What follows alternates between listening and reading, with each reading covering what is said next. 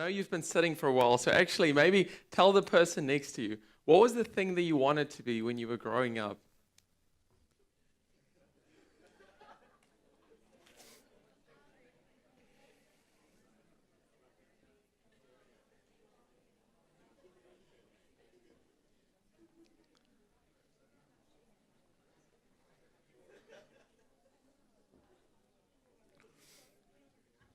There was a lot of laughter here at the front, so Geordie, I'd love to know what you wanted to be.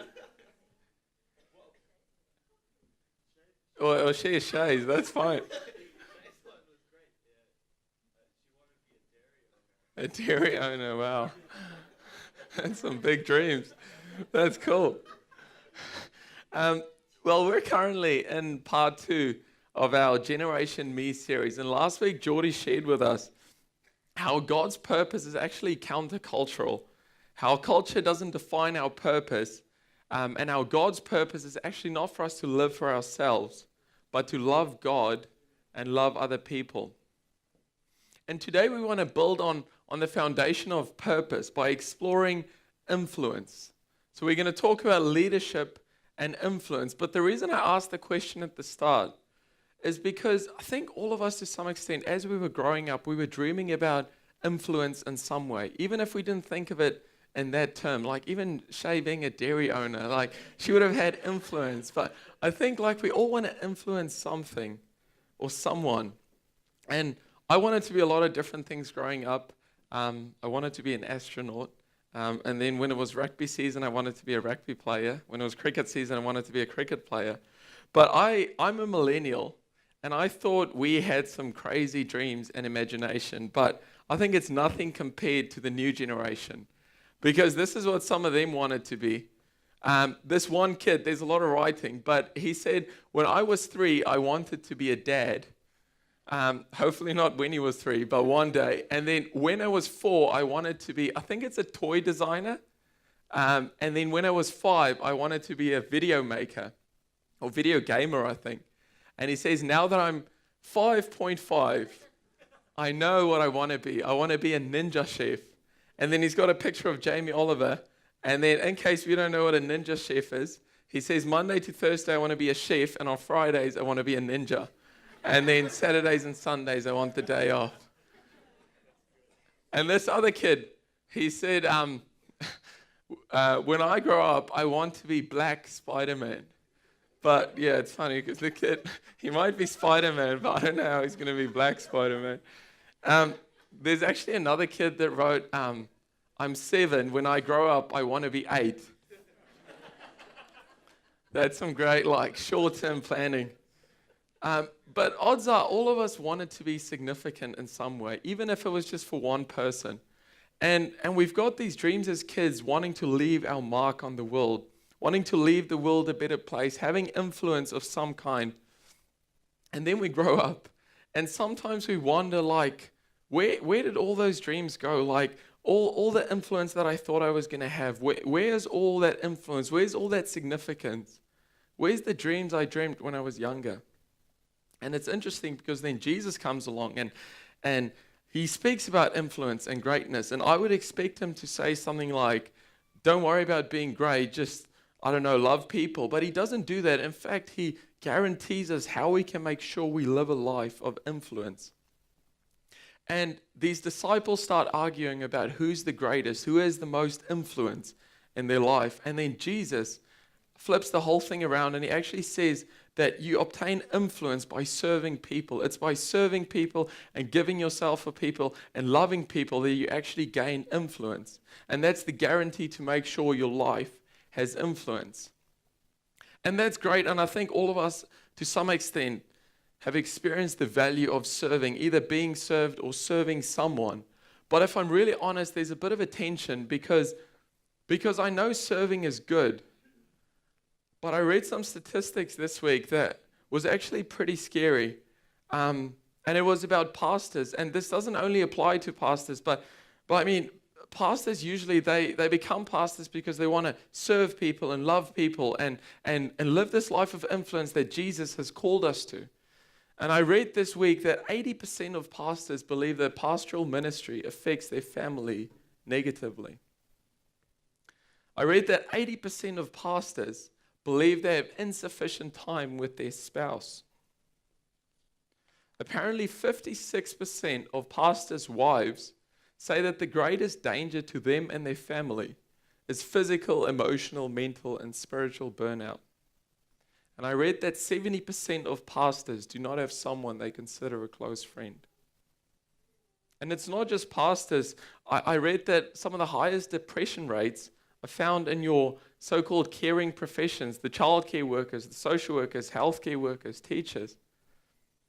And I'm sure if you're a parent, you know it's not just in the profession, but at home. And I think all of this speaks to the fact that serving is hard sometimes. I added the sometimes, but we could probably take that away. Serving is hard.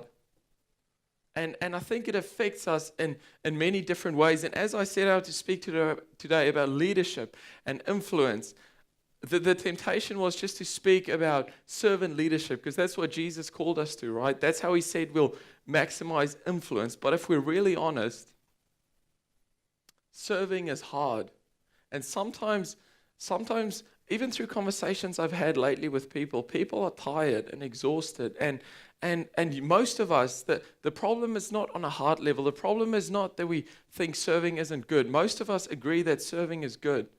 But to be honest, a lot of us are tired. And I don't know how you came to church today, but maybe today you feel ready to give up. Maybe today you feel exhausted. Maybe you've served so many people and today you're just tired.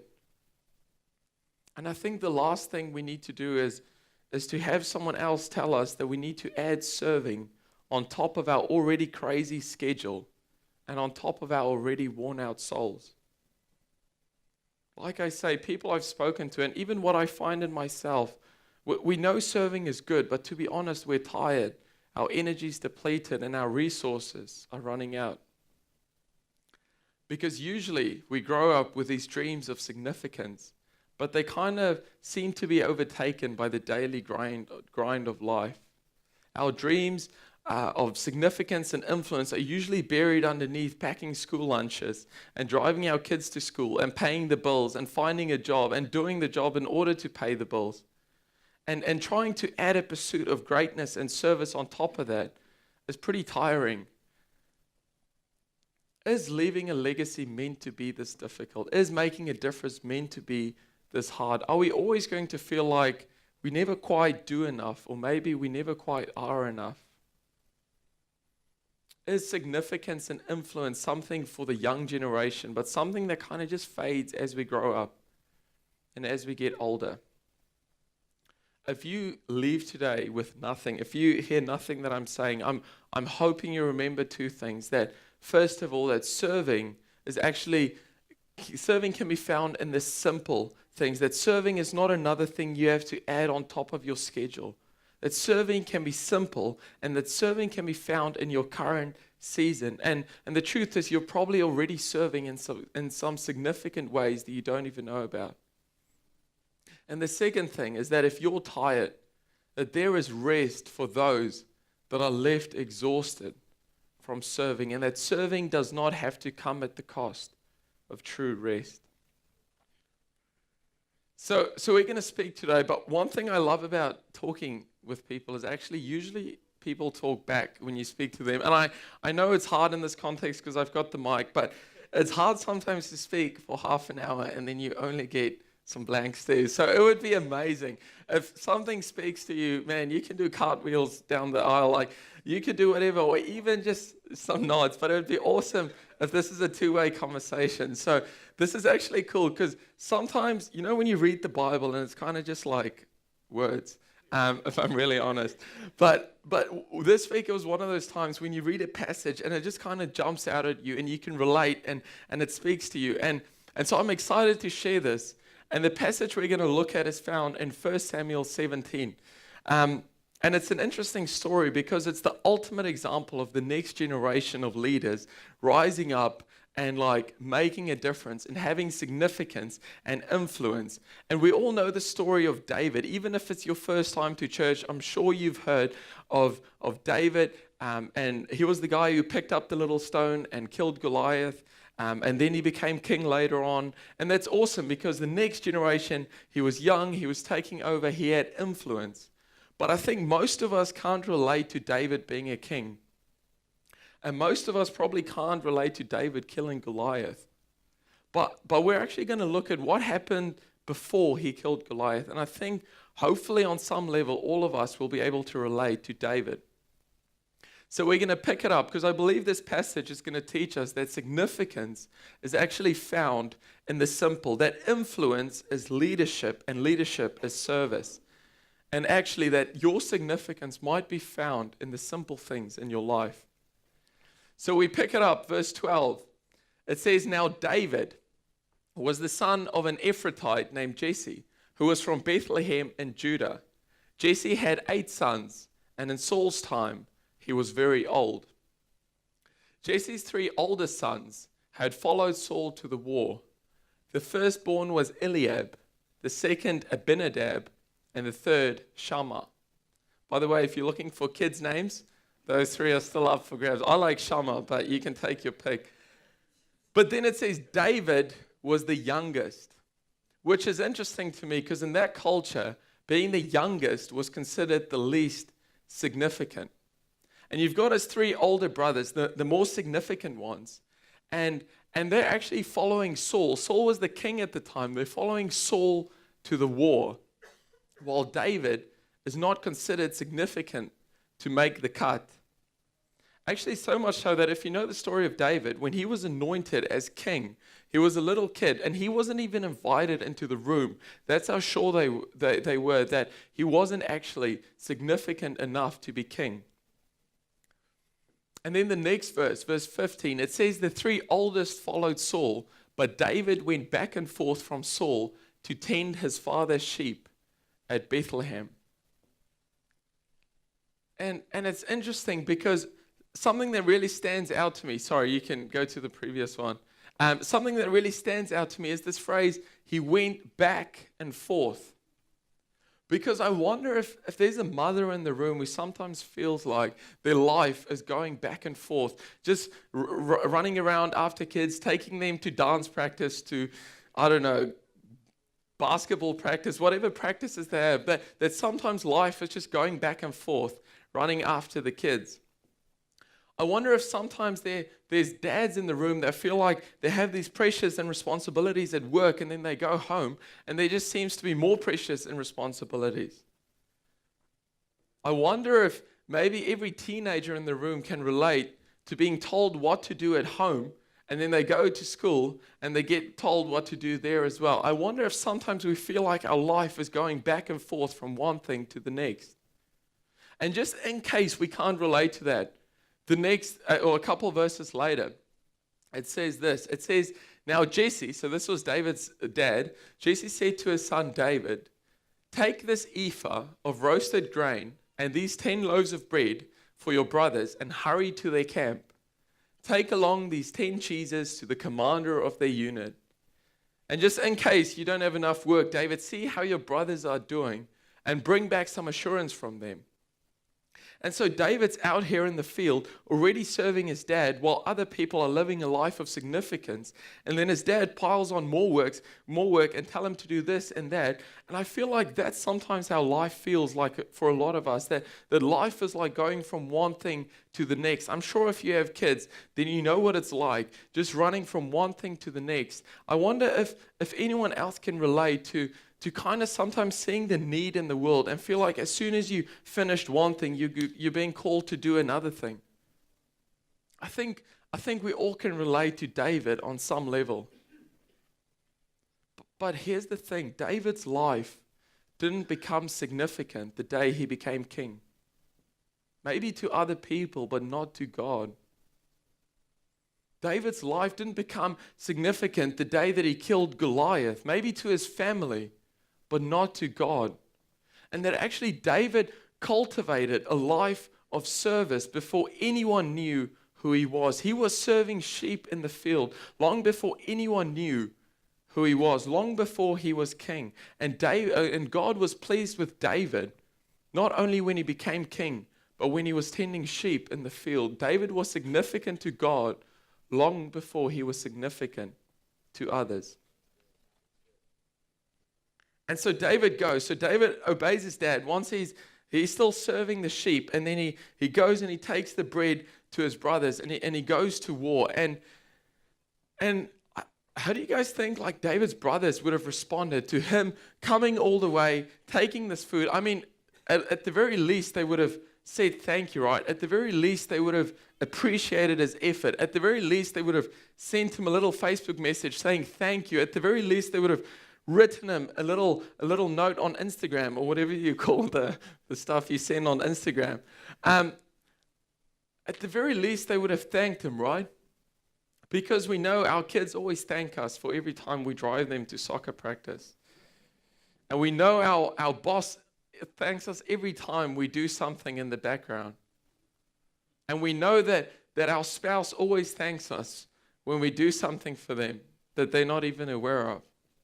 Listen to how David's brother thanked. This is the little thank you note David got on Facebook after he took the food to his brothers. It says, "Why have you come down here? And with whom did you leave those few sheep in the wilderness?" Just in case he thought it was significant, his brother made clear that it's just a few sheep. And then his brother, this is his big thank you. "I know how conceited you are and how wicked your heart is. You came down only to watch the battle." So David's like serving in the field. He's serving his father. He's serving his brothers. Now he's taking the food to his brothers. And he doesn't get a single thank you. In fact, he gets the opposite.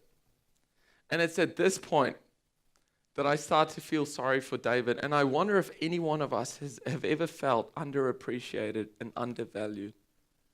That you're giving your best at work, that you're serving and doing what you can, but nobody seems to be lining up with a promotion.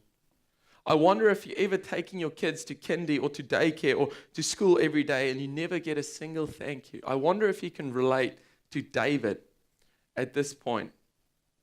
And this is where the story comes to its climax. And it says, so David, as he's taking the food to his brothers, he sees this giant, Goliath, and this is on the battlefield, and he decides, actually, I'm going to go tell the king that I want to fight against David.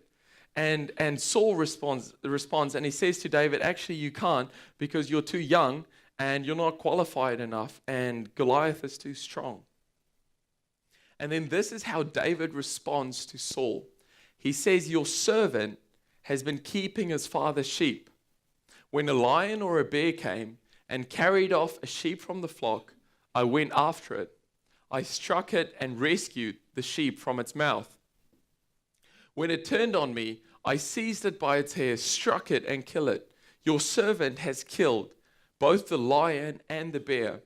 This uncircumcised Philistine will be like one of them, because he has defied the armies of the living God. So David is saying, not only, and you can go to the next slide, not only am I going to serve my father, I'm going to serve my brothers, I'm going to serve the king, but not only that, he's been serving the sheep all along. And this is like those little games that you played when you were a kid, right? Like, which one doesn't fit? I think out of those, the sheep probably stands out to me, because out of that list of people that he was serving and things that he was serving, the sheep is probably the least significant out of all of that. Yet David says that he risked his life for a single sheep. So David risked the most for the least significant. Because the truth is, David cultivated a heart of service regardless of its apparent significance. David risked the most for the least significant, and he decided that he was going to serve and he was going to give regardless of whether it's considered significant in the eyes of the world. And here's how I know. This next verse is how I know that David knew that God was found in his seemingly insignificant service to the sheep in the field. The next verse, he tells Saul, he says, the Lord who rescued me from the paw of the lion and the paw of the bear will rescue me from the hand of the Philistine. So David is saying, I know God is not just with me when I'm killing Goliaths or when I'm king, that God has actually been with me all along, even in the field when I was serving, when no one noticed how I served. God was with me. and God was the one who delivered me. And then Saul tells him, and he says, go, and the Lord be with you. So finally, after all of that, he wins the king's approval to go and fight. But David didn't even need Saul's approval because he already had God's. God was already pleased with David out in the field when he was serving in the seemingly insignificant. David's life didn't become significant to God the day he became king. David's influence, his leadership, wasn't found in him being king, but in him serving the king long before he was king. David's significance, his influence, his leadership wasn't found when he killed Goliath. It was found when he killed a lion and a bear out in the field where no one even noticed him. And I think we live in a culture where we tend to live for the headlines. And we think God takes notice of us when we make the headlines, when we go on a mission trip, when we go out and serve the homeless. And I'm sure he does. I'm sure that pleases God. But you are significant to God long before you do any of that. You have influence where you are today. If you have kids, then packing a lunchbox for your kids is significant to God. If you have a biology test coming up and you hate biology and you decide to study for that test, regardless of its apparent significance, then that is significant to God. If you're a kindy teacher and you have to clean nappies all days, then you getting down on your knees and serving God in the seemingly insignificant is significant to God. And the marriage that you're thinking of walking away from, you serving your family even when your kids don't appreciate you, those things are significant service to God. And you're not missing out by being faithful in your current assignment because God is found in your current assignment. Significance is actually found in the simple, in the everyday assignment of your life. So serve where you're planted and watch how God will maximize your influence. Because the truth is, no one has more influence in your life than you do. No one has more influence in the people in your life than you do. You already have all the influence that you need. But we're a headline generation, and that's what social media is all about, right? Like we post our headlines and we post the big things in our life, and somehow sometimes I feel like we assume that God is only found in those headlines, only in the big things in life. But what if the God that you're looking for in an overseas mission trip is found in the way that you treat your parents? What if the significance that you're looking for in your career is actually found in you changing diapers at 2 a.m. in the morning? What if honoring your current season with your best effort is your doorway to significance? What if God is actually found in the ordinary, everyday grind of life? What if God's been trying to tell you that He doesn't expect more from you? He doesn't expect you to add service on top of an already crazy schedule, but in fact that you can serve Him wherever you're planted, and that's how you'll maximize your influence. Because in case you missed it, the first 48 times I said it, significance is found in the simple, everyday things in our life. I actually heard this quote the other day, and it said, how you do anything in life is how you'll do everything in life. And that's how excellence ought to be a habit, not an act. Maybe that's why David had so much influence. Not because of what he did when he was king, but because of the character that he cultivated when he was tending sheep. Because our generation has been lied to by social media and as advertisements. Because greatness is not compartmentalized as we've been told. Greatness is not just found in the big things in life. But our Goliaths and our influence might be hidden behind our duty to go and take food to our brothers.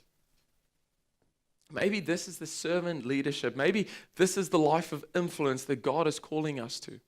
Not just in the big things in life, but serving in your current assignment. Because our significance is not out there somewhere, it's found in our present season. I actually heard the story the other day.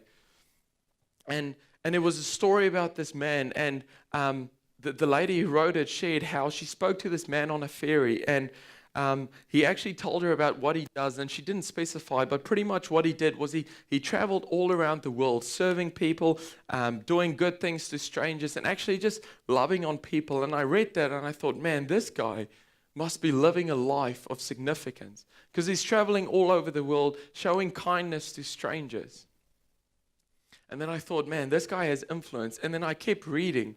And it's a sad story where actually he became so good at loving the strangers and doing things for them, but he never showed up for his own family. And as a result, he lost his marriage and he lost the relationship with his kids, because he thought that significance was always out there somewhere.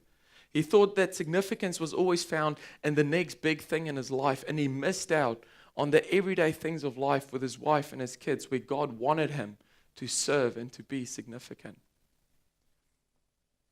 I actually want to finish off today, and I want to try to put some handles on this so we actually walk away knowing what we can do. And I want to tell you guys about a little scenario that played out about 2,000 years ago, that I think is probably one of the most strikingly significant moments in the entire Bible. And I think it's probably the event that changed leadership as we saw it today in one of the biggest ways.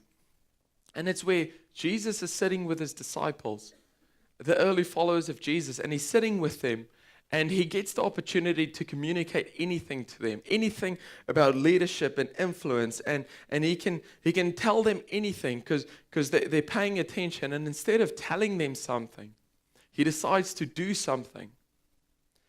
And what he does, his disciples are sitting around the room, and what's interesting is that their feet were actually dirty, because back then there were dirt roads, so their feet were dirty as a result of following Jesus. And so what Jesus does, he can communicate anything, he can say anything to his disciples. And instead of saying something, what he does is he picks up a towel.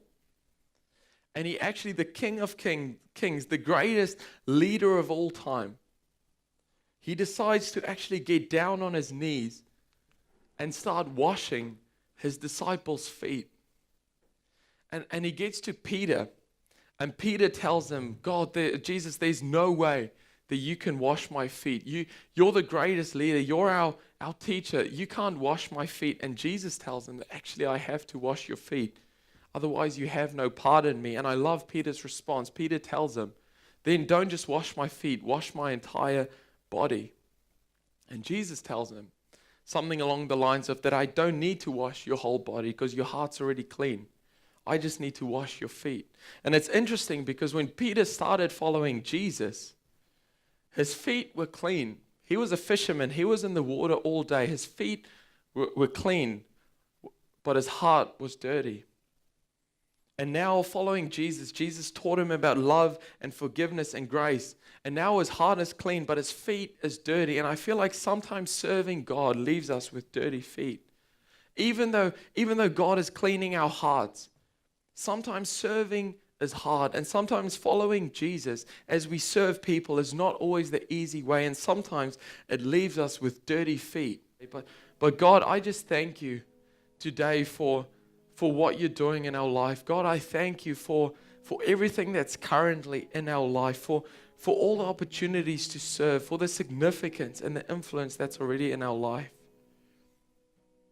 God, I pray for every single person here today that we find meaning in our current circumstance, that we don't spend our lives looking for the next big headline event, but that we find a God who's interested in the everyday and the mundane, the everyday things in our life. God, I pray that you help us to find our towel and to serve you sacrificially, to serve people, to love people in meaningful ways. And God, ultimately, I pray that when this service has left us tired with dirty feet on the side of the road, God, I pray that we find a Jesus who loves us as we are, who's here to serve and wash our feet, but also a Jesus who's here to minister to our hearts and give us true rest for our souls. Jesus, I thank you for your word today through David. And I pray that you make it meaningful fruit in our life, God. I pray that we apply what we've heard. And I pray that we would come to the altar and find you waiting for us, ready to minister to our hearts, God. We pray this in Jesus' name. Amen.